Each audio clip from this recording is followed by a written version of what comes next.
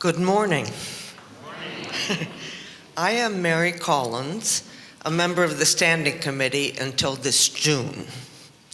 We're glad you're with us online or in person here in what Reverend Edmund Robinson called our groovy sanctuary.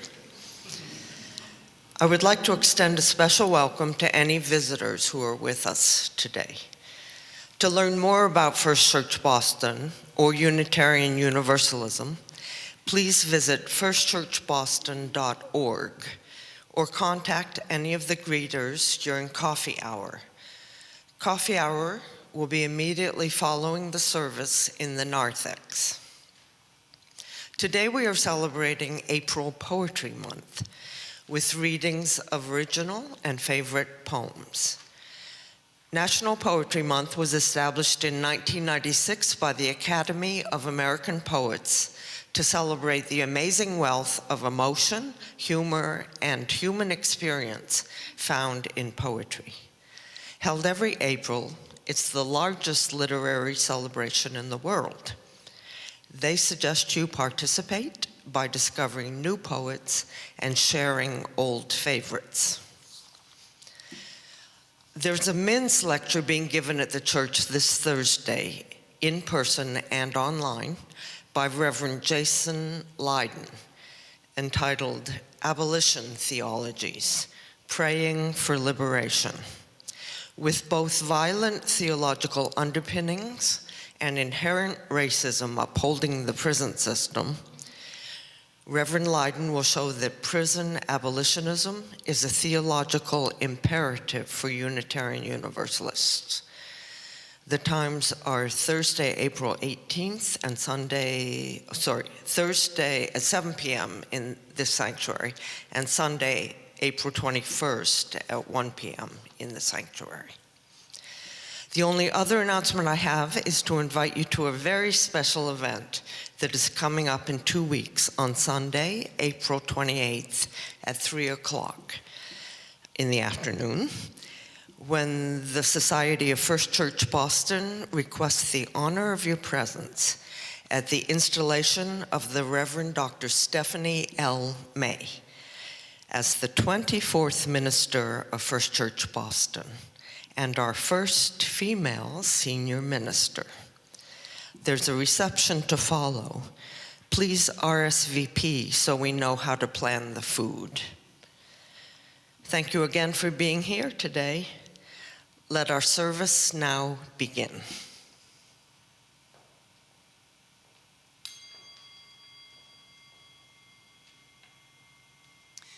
Good morning.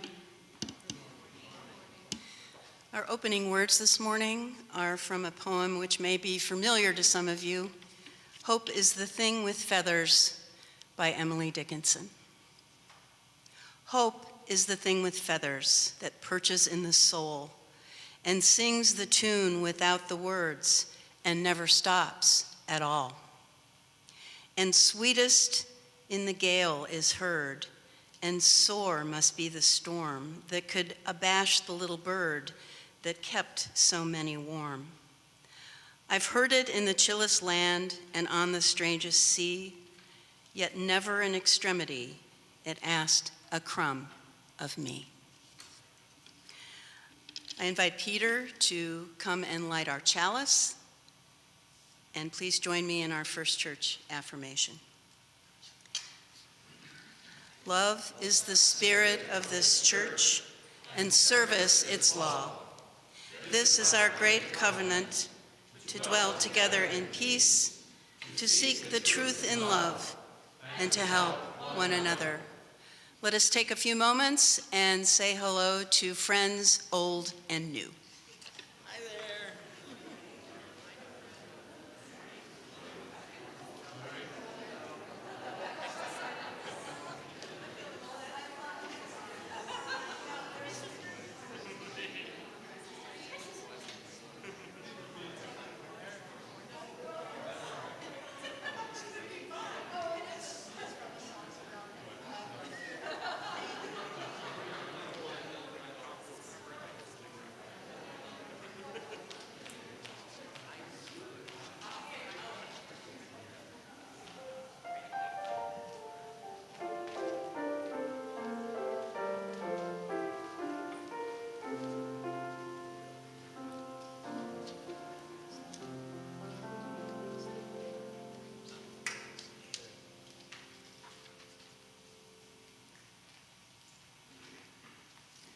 Our opening hymn is number 64 in our standard gray-colored hymnal. Oh, give us pleasure in the flowers today. Words by Robert Frost.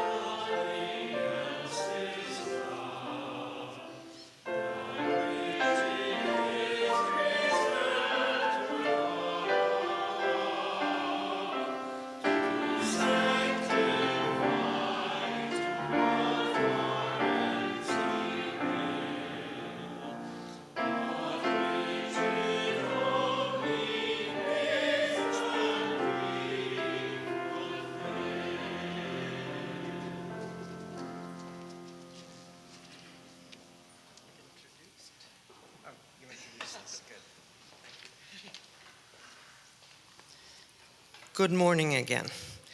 This morning, I'm going to read from my chapbook, You and the Sun, which is about creation through the arts.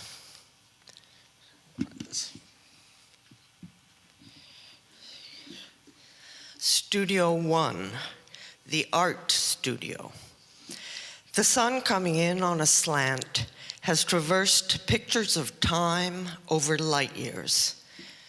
Here in the room, it activates colors, vermilion, teal, palettes of hues jump into sight in jars or in tubes, on canvas boards, gold, somber ochres, loads of slow strokes, host ghosts, painted up close or not too remote, poses frozen. Portrait. Your sensitive face, an endless drama of pigment, sentimental, Mediterranean, smiling a dancing grapevine story, a beacon of welcome, like the startling gate at Gibraltar. Your eyes shine, extend summer from the equator to lands up north. Your long, warm eyelashes, rays of the sun on your sensitive face. Encircling this, your hair, the same matter as stardust, large pleasures, small treasures, now drawn on life's canvas. Time reflects what you can only guess at, that seductive spell of your sensitive face. Studio 2, the dance studio. Tall windows let in sun rays. Chlorophyll legs rise high, higher. Stars reach down, alighting in patterns of sweat. Partners orbit, trios align, catch musical phrases.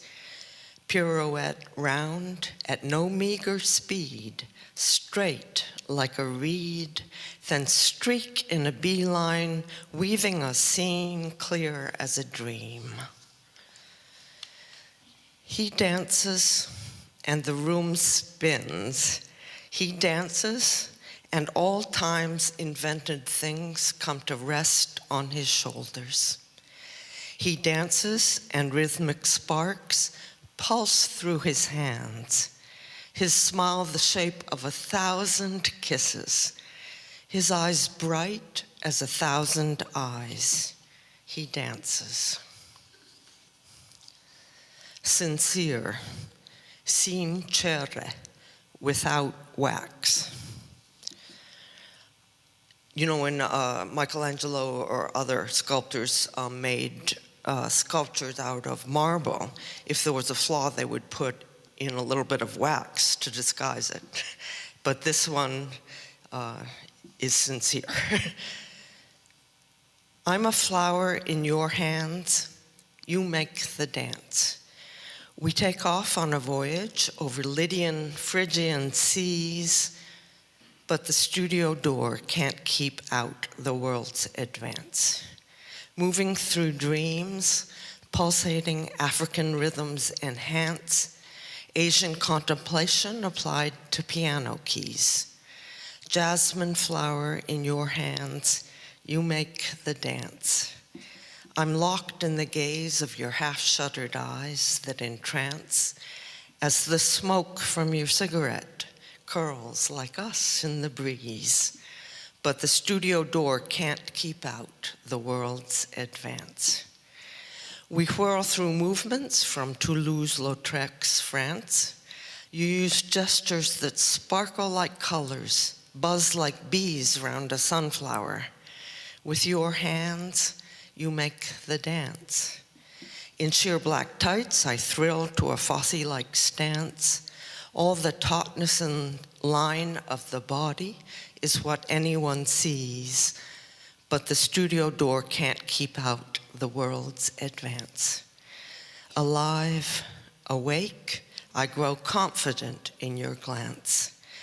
I want to say I'm yours, that your tending freeze, always a flower in your hands.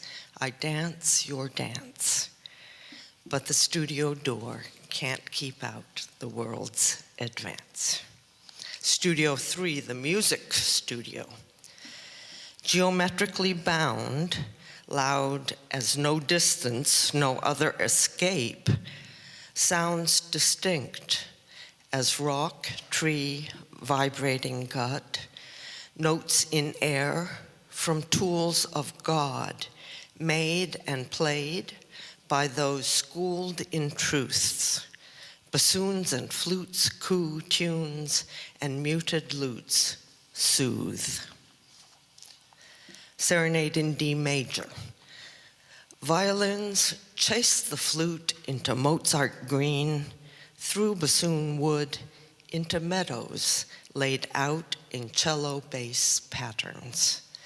Sparkling with French horn sunlight, melodies in bloom, the harmonies of early summer.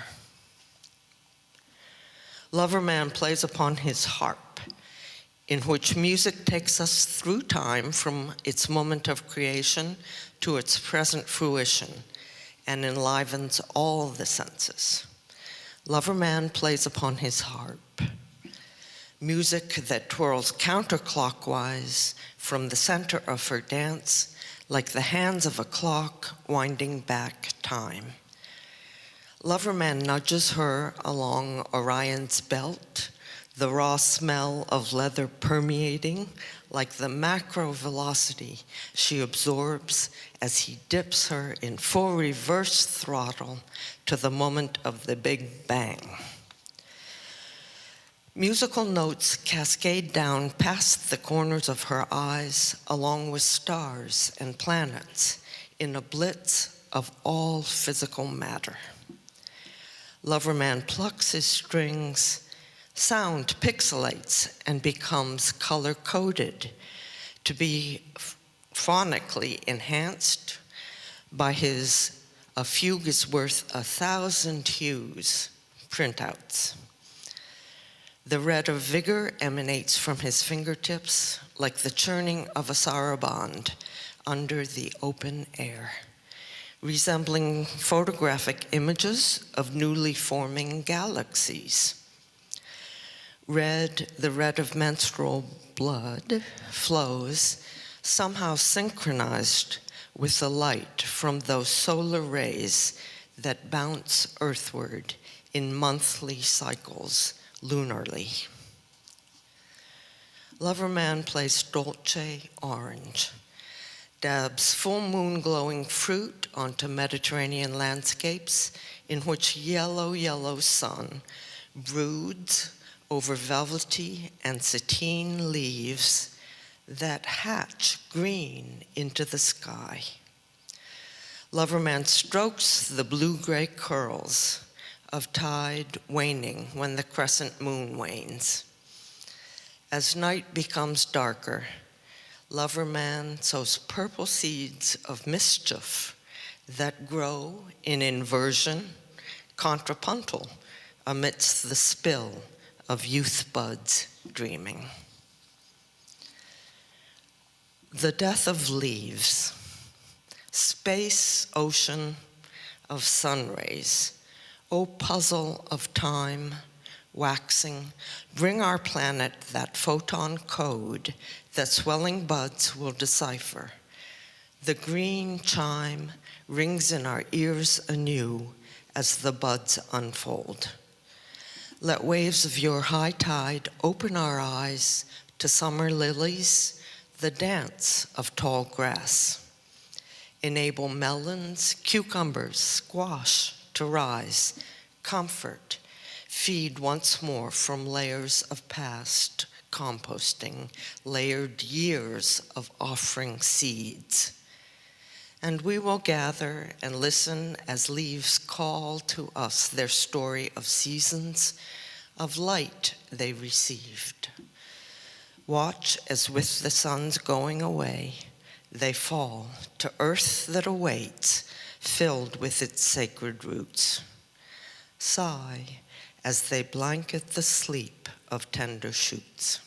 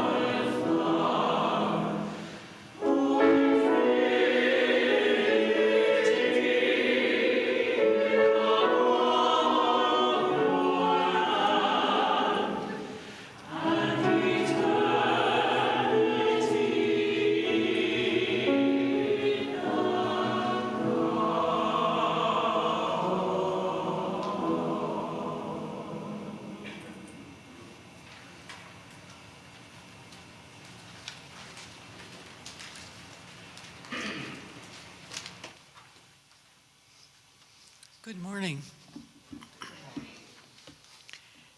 Please join me in a time of meditation and reflection. Sorry, Rosemary. Oh, did I get You it wrong? come after the first open mic section. Sit down. Make yourself comfortable. In a few years, we'll get this lay-led thing down somehow. Bear with us in the meanwhile.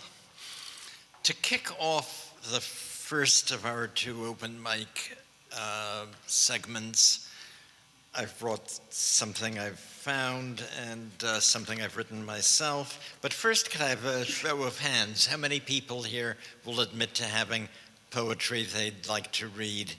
1, 2, 3, 4, 5. Wow.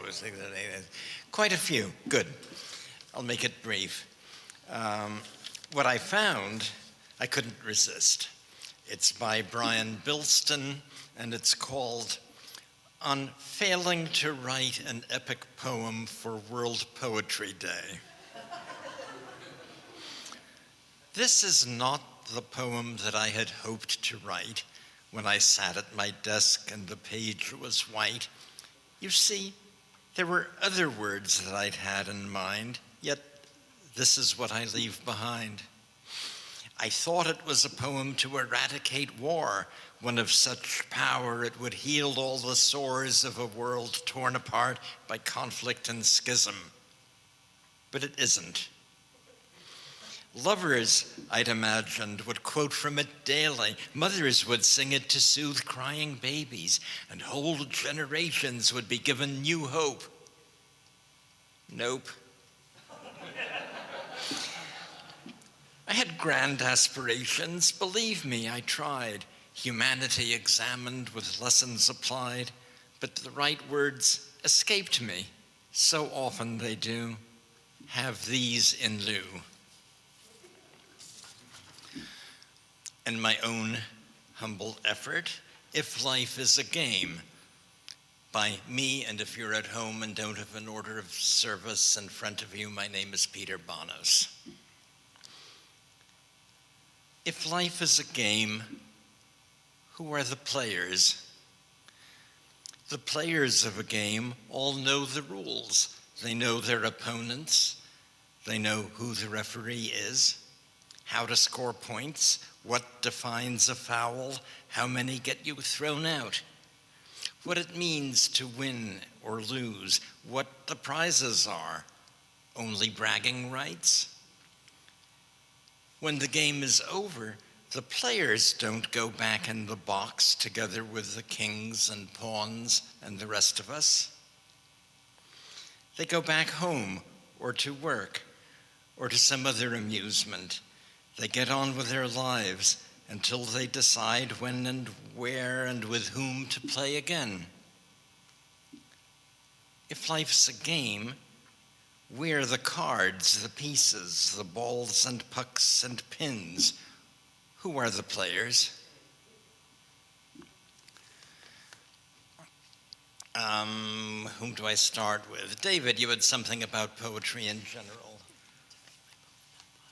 Okay. Come on up.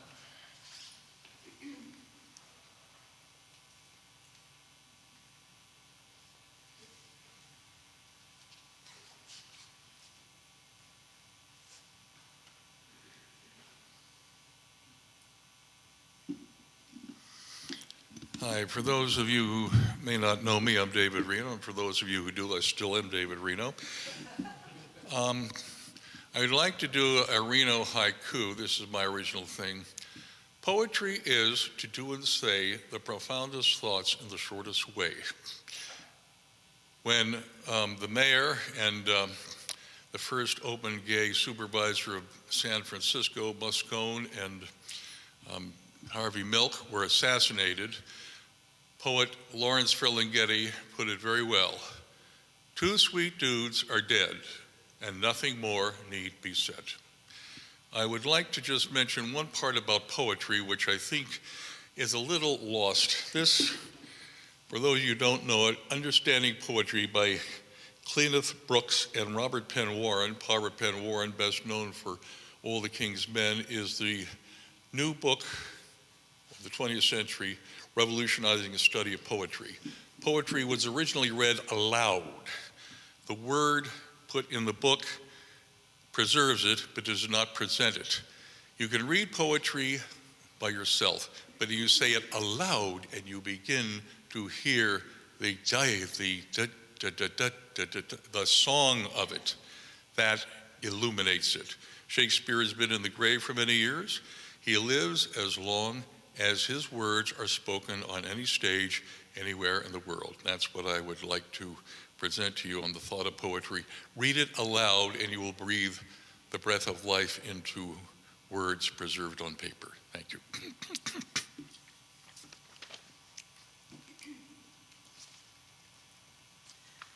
On this marathon weekend, I have a poem by Barry Spacks. It's about Boston. Barry Spacks was a creative writing professor at MIT for many years. And the title of the poem is called The Abstract Notion of Boston Gathering Dust. Somewhere along the scrimshaw and the bric-a-brac, in the head of an old sailor or in the thought of a spinster tart as rust, lies the abstract notion of Boston gathering dust. I wasn't born to know this notion, but there must still be a beanpot in it, and a ban on lust, and Henry James and William James and Alice James saying sentences to each other, and one cold pot of harbor brewing revolutionary tea, and lawyers 4 abreast up Tremont out for lunch or equity, footing it, doing it Bostonly, with hard coin reading In God We Trust, and a hint of antique musketry in the flintlock chins of the upper crust. O primly vulgar practical city, where lovers sail in a nutty swan boat, pair behind pair on a proper pond, and coo in a spinsterish, sailoresque accent. O city of which all ants are fond, peace troops marching on the common, leaf smoke scent in the public garden, endless sound of Henry William. Okay, I'd like to invite whoever has something to share to the podium. Okay, go ahead. Please introduce yourself and please speak into the mic so we can hear your wonderful words. Thank you.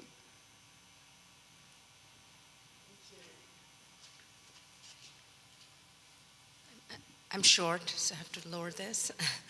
Hi, everyone. My name is Geeta Rao, and I'm new to the congregation. This is actually my second service. I came last week, and I heard Reverend May talk about community and homeless and Gaza and the climate crisis. And I went home, and I called my husband, who was in India with his brother, dealing with him dying of brain cancer, and I said, I feel like I came home.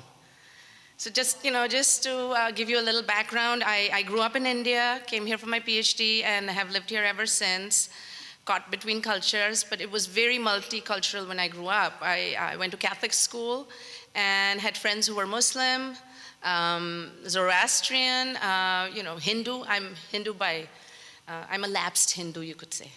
I think a lot of you can relate to that. So without further ado, my poem is by a person called Danusha Lamoris, and it's called Inshallah. I don't know when it slipped into my speech, that soft word meaning, if God wills it. Inshallah, I will see you next summer. The baby will come in spring, inshallah. Inshallah, this year we will have enough rain. So many plans I've laid have been unraveled, easily as braids beneath my mother's quick fingers.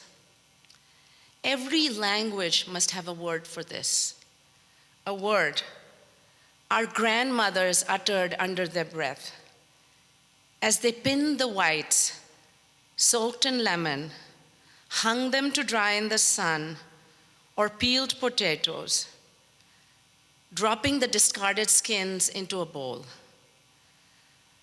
Our sons will return next month, inshallah.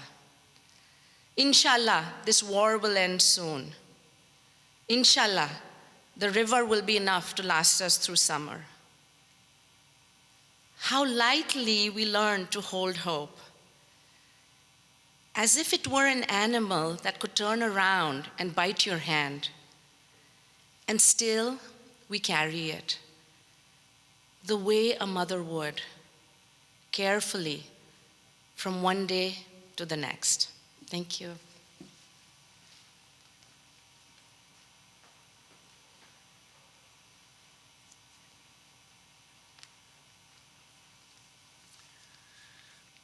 Wow, we are getting off to a good start.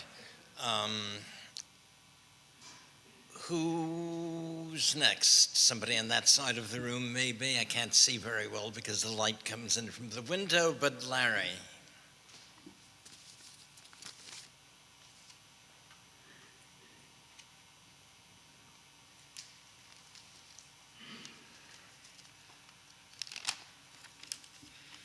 Good morning, everyone. I'm Larry Bell. I'm a composer, and one of the things that composers do, I've learned, is to read a lot of poetry. And so I have many favorite poems, but the poem that I generally like the best is the one that I'm working on while I'm setting it to music. So follow along, if you would, with an excerpt from a poem called The Prism of the Lyre by Mary Collins.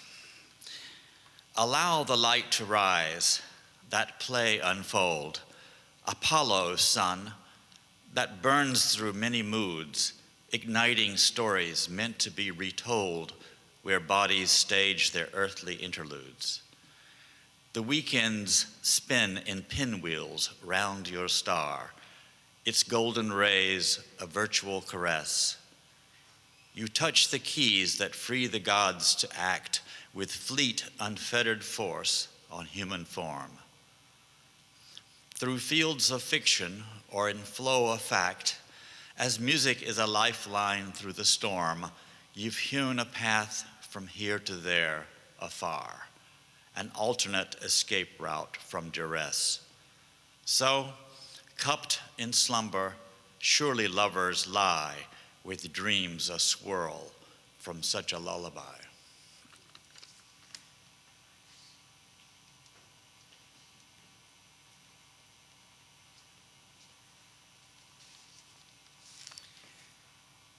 Is Lou pointing to somebody or is he volunteering himself? Heather, of course.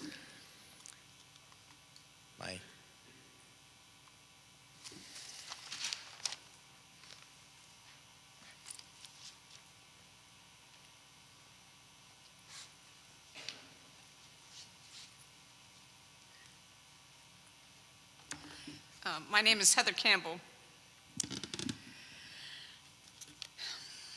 and I'm going to be reading two from Emily Dickinson, two from Robert Frost, and one from somebody else, but not me.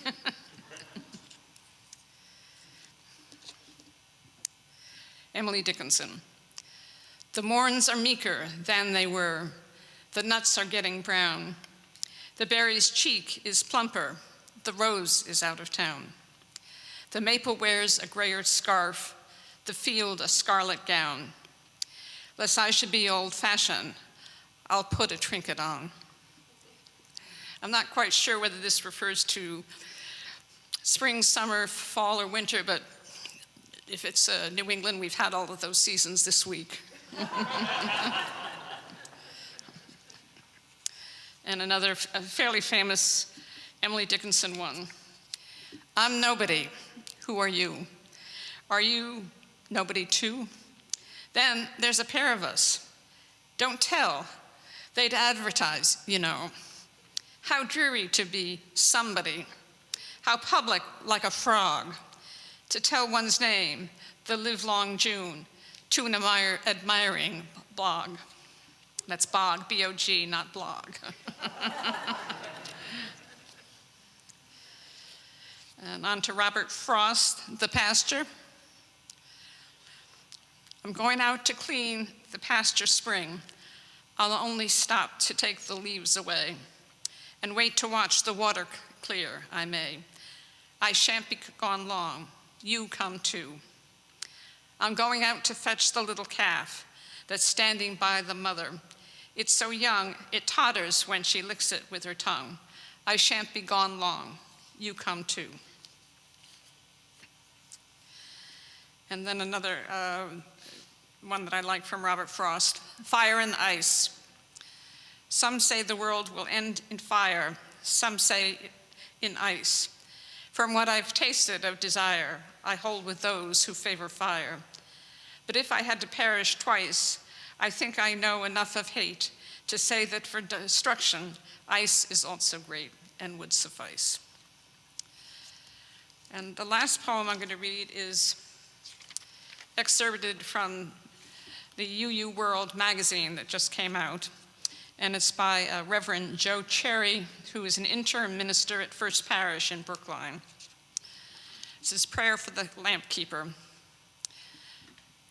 My prayer for you today is that you understand that you cannot be and say everything, that you are a light, a lamp in the night to help people find their way, but you cannot be their way. Remember also that a steady lamp by which others may guide their own journey is a gift from and to the universe. Be steady, but do not deny your own humanity. Do not forget to take breaks. Do not let your desire to be that steward of the lamp that keeps you too long from your own journey. Share the burden, share the responsibility, share the honor with others. And I must say, as somebody who is somewhat recently retired, I'm getting a little carried away taking breaks.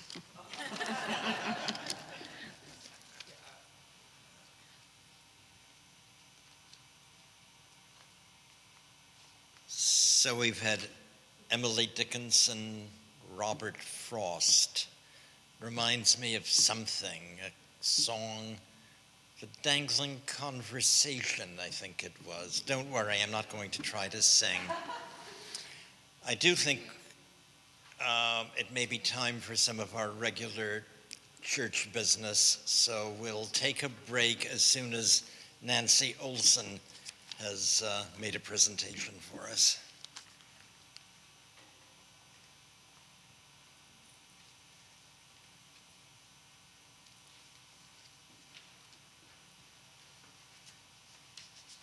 Well, this is a combination of church business and poetry. I have been working with Mary Ellen on the pledge campaign, and I thought this might be a good time to see if I could find a poem about pledging. And I poked around a little bit. Mary Ellen suggested that I venture into the world of AI, also a new thing for me, and try ChatGPT or Perplexity, which I'd never heard of. But Perplexity led me to a poem which seemed perfect for today, with some edits by me and by Mary Ellen. A Pledge of Belonging, author unknown. Here at First Church, we gather as one. Diverse in our paths, we welcome everyone. Through times of joy and times of strife, the congregation of First Church Boston is the fabric of our life. We vow to sustain it with our time and our treasure, that its light may shine, a beacon of love without measure. From the wellspring of our values, we draw principles that guide us, a spiritual law.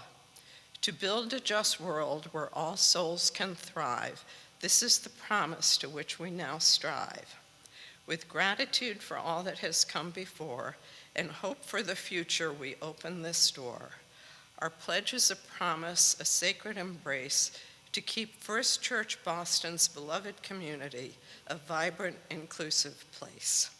And I think this morning's service is certainly a wonderful example of that kind of community. So if you do by chance have a pledge card to give to us, you can put it in the plate as it's passed around. Thank you.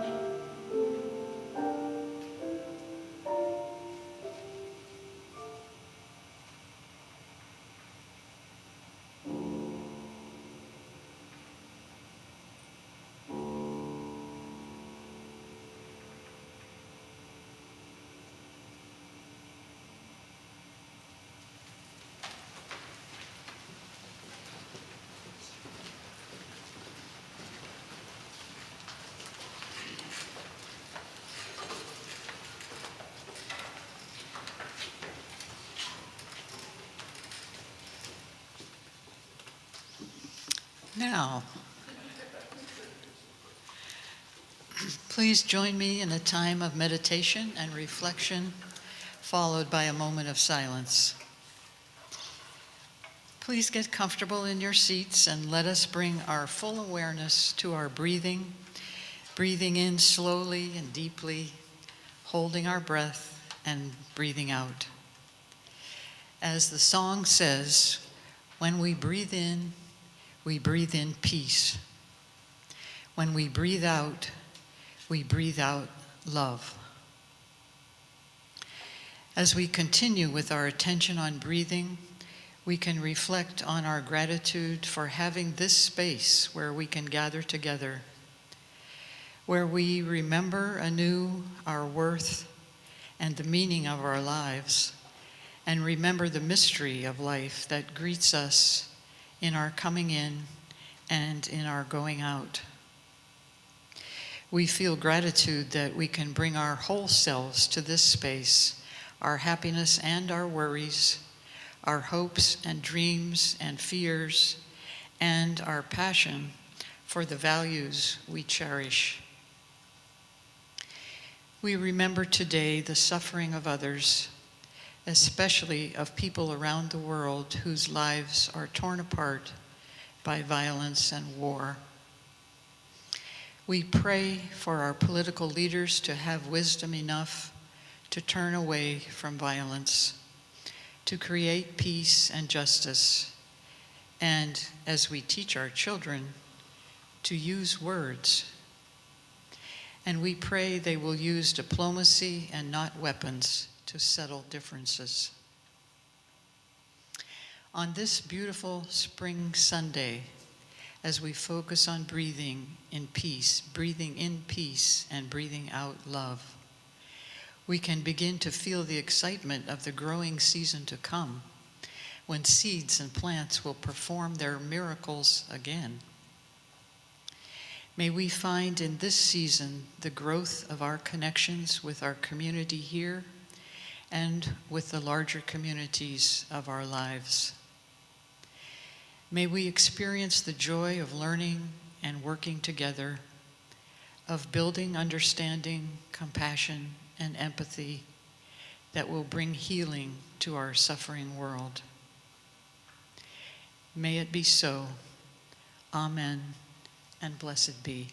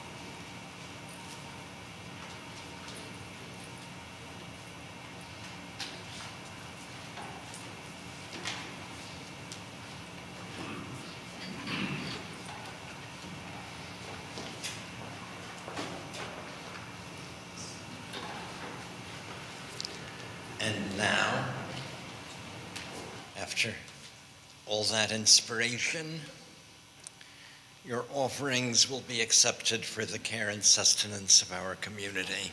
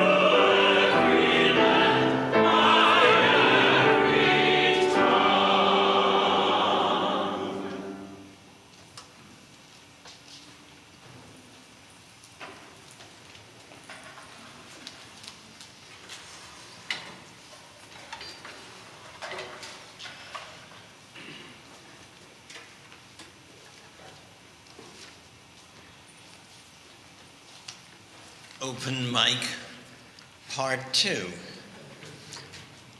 Always a tough act to follow. We've had not only members reading their own poems, members reading poems of other people, but even a member reading a poem from another member. How many are left? There is a saying about lemons and lemonade, and a few years ago, we used to have a live radio broadcast until very, very recently. And when we lost the contract finally after many decades, we were all quite disappointed. But the lemonade is we don't have to stop at 12 o'clock anymore. We can go on as long as we want. So how many again, roughly? 1, 2, 3, 1, 2, 3, 4, 5, 6, something like that. How many have brought poems by Mary Oliver? There's one Mary Oliver. No Mary Oliver. The blessing is Mary Oliver. Well, I've decided, when I first read All at Once, The Summer Day, which I think is one of her most famous poems, I realized that it has at least 2 of her most widely quoted lines But we are always hearing or reading those lines independent of the rest of the poem. And believe me, the whole is greater than the sum of its parts. So I'm going to read the whole poem, The Summer Day. Who made the world? Who made the swan and the black bear? Who made the grasshopper? This grasshopper, I mean, the one who has flung herself out of the grass, the one who is eating sugar out of my hand, who is moving her jaws back and forth instead of up and down, who is gazing around with her enormous and complicated eyes. Now she lifts her pale forearms and thoroughly washes her face. Now she snaps her wings. I don't know exactly what a prayer is. I do know how to pay attention, how to fall down into the grass, how to kneel down in the grass, how to be idle and blessed, how to stroll through the fields, which is what I have been doing all day. Tell me, what else should I have done? Doesn't everything die at last, and too soon? Tell me, what is it you plan to do with your one wild and precious life? And now, I think we've left enough time from the first segment not to violate what the worship committee knows as the Keith Leo rule, so I invite John Benson.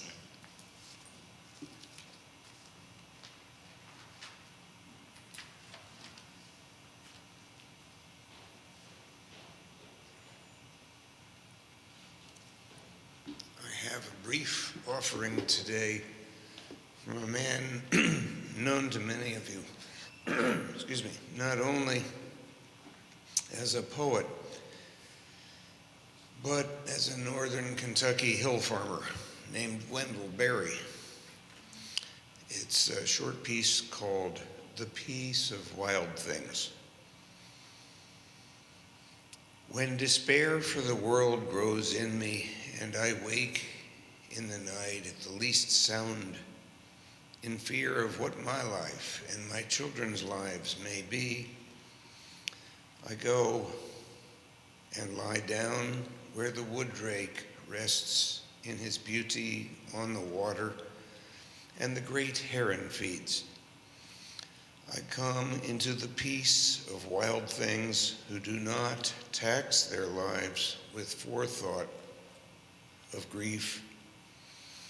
I come into the presence of still water, and I feel above me the day-blind stars waiting with their light.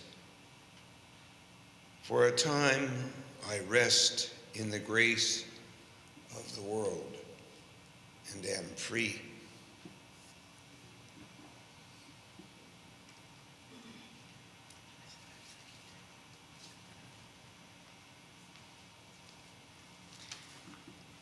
And Beverly's next.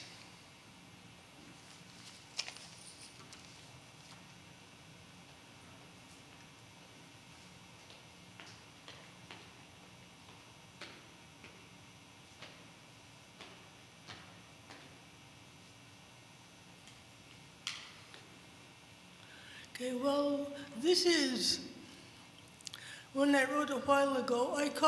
I call it dance song because it's both a song and a dance. Slowly let the steps begin. Forward, back, glissade and spin. Deep in rhythms you newly know, feel the ancient ebb and flow of all things that come and change and go. Clasp a hand, exchange a glance, ride the rising tide of dance. Heat the tempo, speed the pace, quicken now with growing grace. Find the beat that fills your heart, let your pulse become a part of the music's mystic art. Swing and sway, sashay and prance, each unique, yet all one dance. Giddily we glide and skip around the cosmic Mobius strip, bound from quark to quasar star, all when, all where, near and far, then forever back to who we are. Every stumble, each advance weaves the pattern of our dance. Wisdom, folly, death and birth, calm and fury, grief and mirth, swirling through the winding line, join and part and recombine in the never-ending intertwine of dream and deed, of choice and chance. Will you, nill you, dare you dance?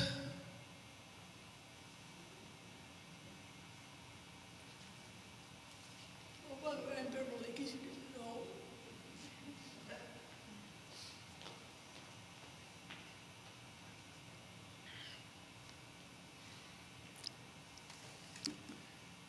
Hands again. Barbara Martin.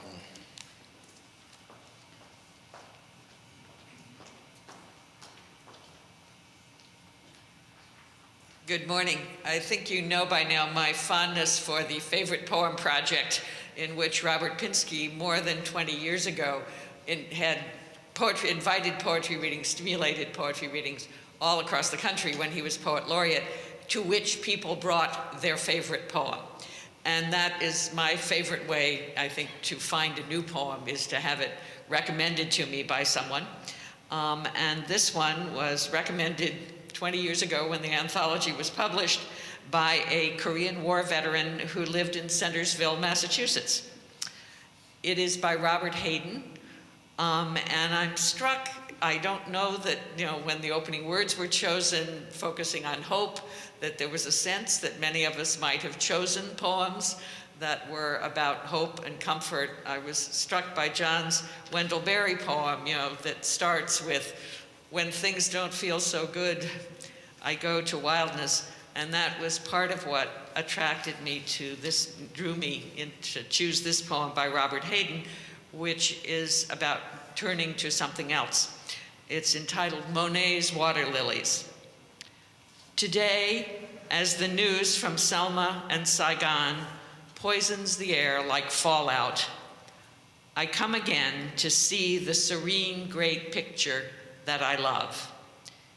Here, space and time exist in light the eye like the eye of faith believes.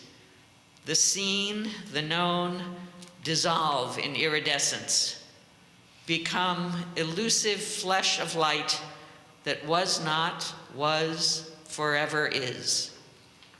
O light beheld as through refracting tears, here is the aura of that world each of us has lost. Here is the shadow of its joy.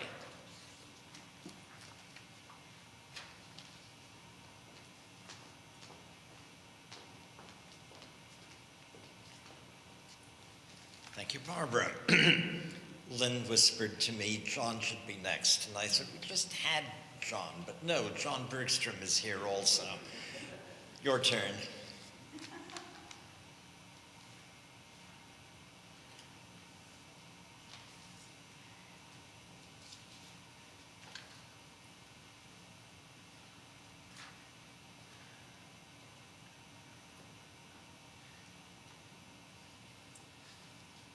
Well, we live in a time when a couple of keystrokes, you can print out a poem by Thoreau.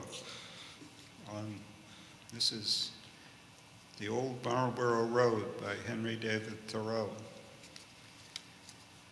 Where they once dug for money, but never found any, where sometimes Marshall Miles singly files, and Elijah Wood, I fear for no good.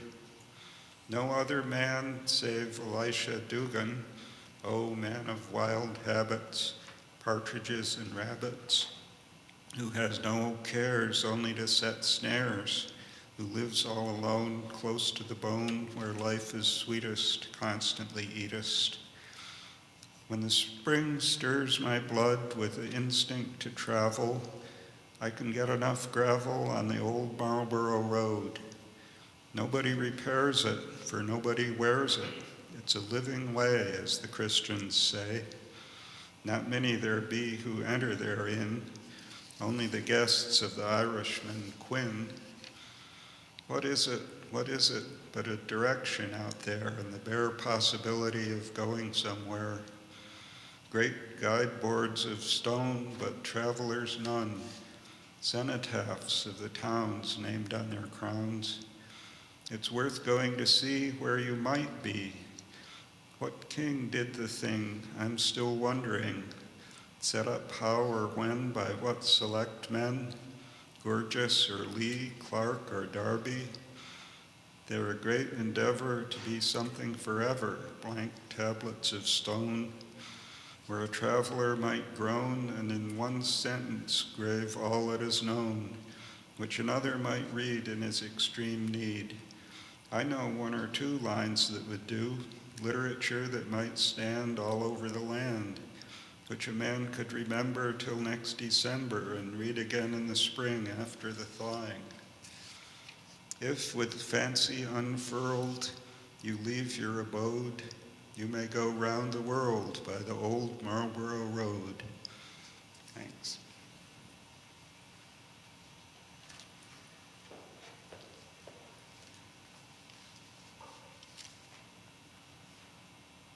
No, that was not someone coming forward. John Clark is pointing to somebody. Okay. Thank you all for helping. As among other issues, the light from the back window. Thank you. This is a little bit spontaneous, but I'm inspired.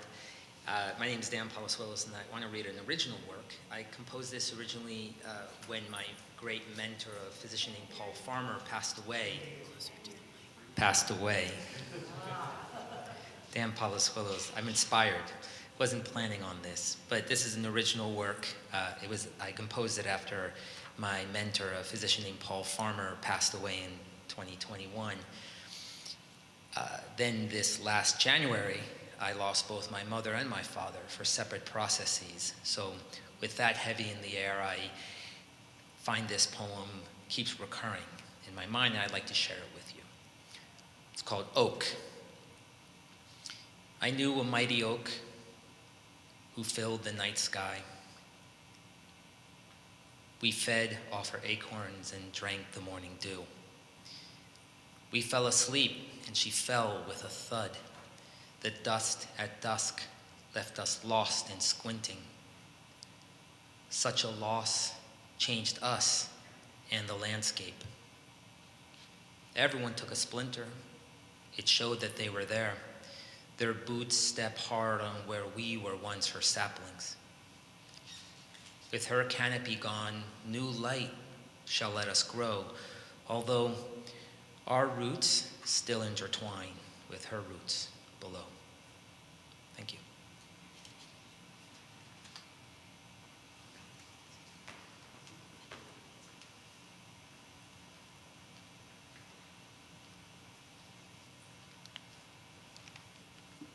Any more? Heather is pointing to somebody, but I can't tell who it is. Lorna. Oh, Lorna. 4 Hale House residents in one day. Terrific. Hale House is the, people don't like me to call it that from the pulpit, but the old folks' home around the corner where I've been living my best life for 4 years now and hope for more. I'm Lorna Lynch, and as he said, I live at Hale House. I've been there 10 years this month, so. In the 1920s, my father was in Everett High School, and one of his classmates invited him to come to the Universalist Church, which is just up a block or two up the street. And my father went and was very impressed and continued to be a Universalist. which I have to give credit now to this friend whose name was Ralph Emerson. And he said that he was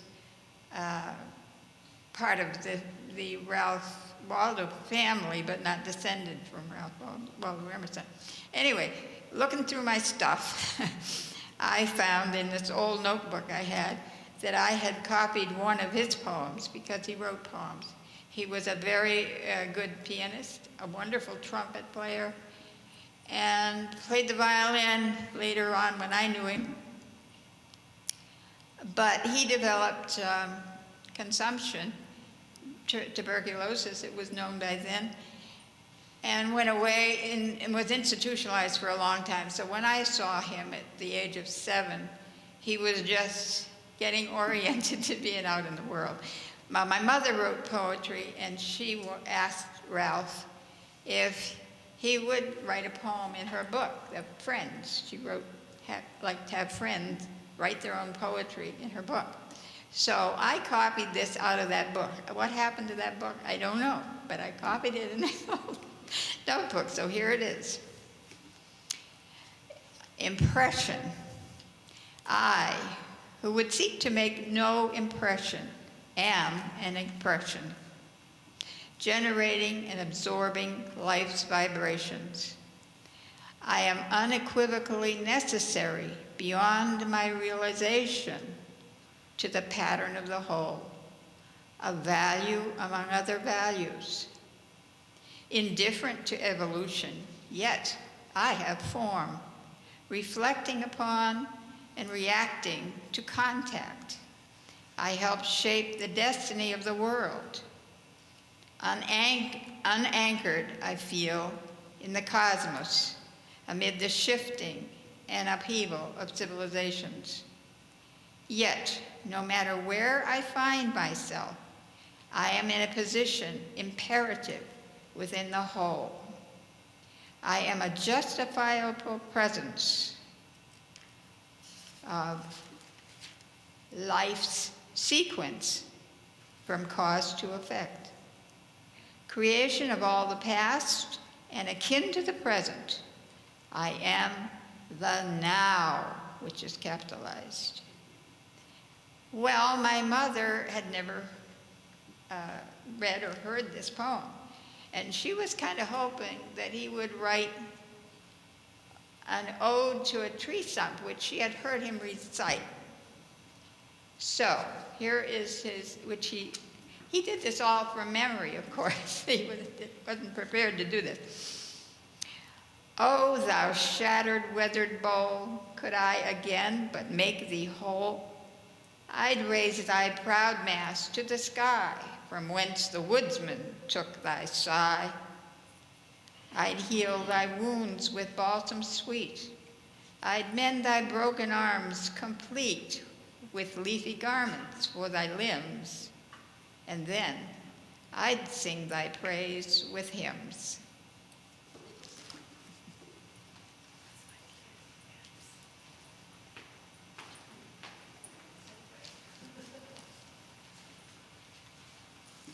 If that's all, are there any more readers?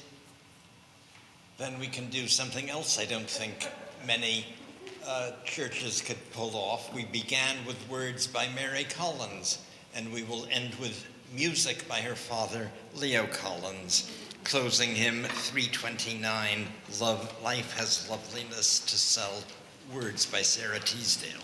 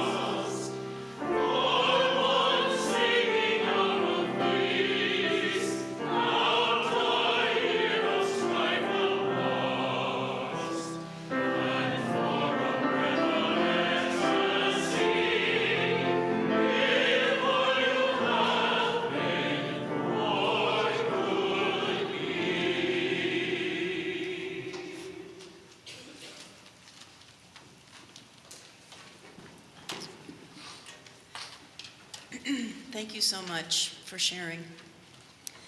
Please join me in unison as we extinguish our chalice.